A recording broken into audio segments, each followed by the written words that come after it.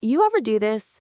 You type out the perfect message. It's witty, it's charming, it's not too thirsty. You've spent, 10 minutes crafting this digital masterpiece? You hit send, and then nothing. An hour goes by. The little delivered receipt mocks you. Your brain starts firing off questions like a faulty alarm system. Did I say something wrong? Are they busy? Did they get hit by a bus? Do they hate me? If that little scene made your stomach clench even a little bit, then you're exactly who I'm talking to today, because you've been playing the game all wrong. My name is Gilk, and I spend way too much time thinking about the weird, irrational economics of human desire. Specifically, why we want what we can't have and why we run from what's too easily available. If you're someone who's ever felt like you're putting in 110% effort into your dating life for a 10% return, make sure you subscribe and definitely hit that like button, because what we're about to discuss is going to feel like getting a cheat code for relationships. Today, we're talking about the cold coffee experiment.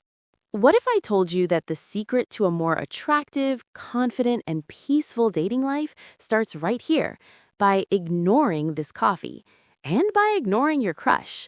Look, here's the thing. We're all wired to seek validation. It's a survival instinct. In caveman times, getting left on red meant you were about to be kicked out of the tribe and eaten by a saber-toothed tiger. But in 2025, that same anxiety is just ruining your game. This is what most people don't realize. Your attention is a currency, and you've been giving it away for free. You're over-investing. You're the WeWork of dating, burning through massive amounts of emotional capital with no clear path to profitability. Let's talk numbers. A recent, scientifically debatable study I conducted in my own head found that 78% of people are subconsciously more attracted to individuals who display a healthy level of indifference. It's not about being a jerk, it's about scarcity. We are hardwired to value what is scarce. Think about it. Why do people line up for hours for a limited edition sneaker? Why does a Birkin bag cost more than a car? It's not just about quality, it's about the chase. It's the psychology of the hunt.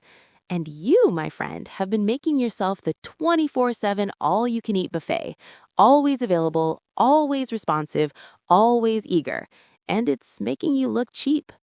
The experiment, how it works. So, what is the cold coffee experiment? It's simple, but it's not easy. Step 1, the coffee. When you wake up, you make your coffee, but you don't drink it. Not right away.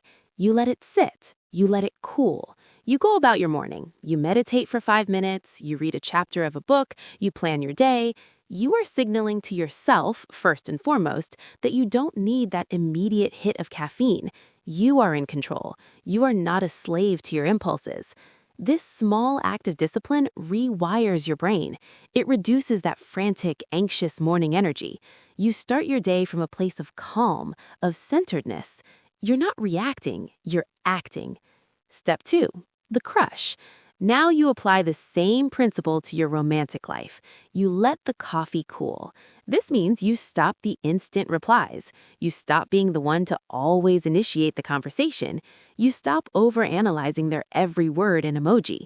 You get busy with your own life. Not fake busy, actually busy. Go to the gym, work on that project you've been putting off, hang out with friends, and, this is crucial, don't spend the whole time talking about your crush. Here's where it gets really interesting. When you do this, a few psychological triggers get pulled.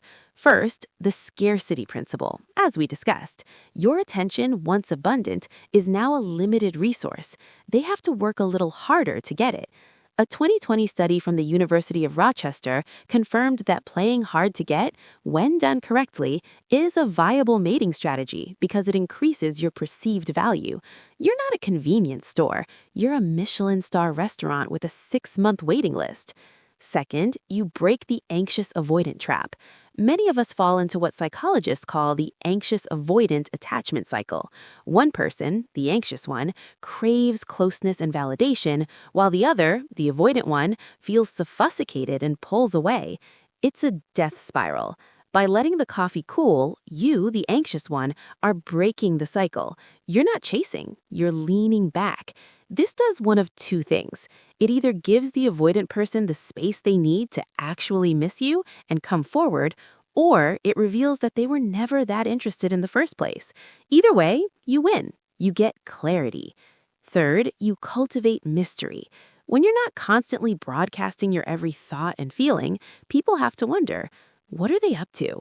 Why aren't they texting me back right away? They seemed so interested before. Your life becomes a story they want to know the ending to. You're not an open book. You're a compelling trailer for a movie they suddenly desperately want to see. But Gilk, isn't this just playing games? Now, you might be thinking, this sounds manipulative. I don't want to play games. And that's a fair point, but let's reframe it. Is a company playing games when it doesn't give away its best product for free? Is an author playing games when it ends a chapter on a cliffhanger? No, it's about understanding value and managing perception. This isn't about being dishonest. It's about having enough self-respect to not give away the most valuable thing you own, your time and emotional energy, to someone who hasn't earned it. This is the part most people don't get. The goal of the cold coffee experiment isn't just to make them chase you.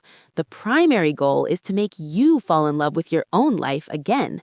When you're fulfilled, when you're passionate about your own goals, when your happiness isn't dependent on someone else's validation, you radiate a completely different energy. It's an energy of abundance, not of neediness. And that, my friends, is catnip. A real-world example. I have a friend, let's call her Sarah. Sarah was the classic over-investor. She'd meet a guy, and within 48 hours, she'd planned their next 3 dates, imagined their hypothetical golden retriever, she'd text first, text back immediately, and clear her schedule at the moment's notice for a low-effort, last-minute hangout. And she kept getting ghosted. She was frustrated, heartbroken, and convinced she was unlovable. I told her about the cold coffee experiment. She was skeptical. So I'm supposed to just ignore him? No, I said. You're supposed to focus on yourself so intensely that you don't have time to be anxious about him. She took it to heart. She started training for a half marathon. She enrolled in a pottery class she'd always wanted to try. She started saying no to last-minute invitations. And what happened? The guy she was currently obsessing over started texting her more. Hey, haven't heard from you in a bit. Everything okay? Wow, a half marathon? That's amazing.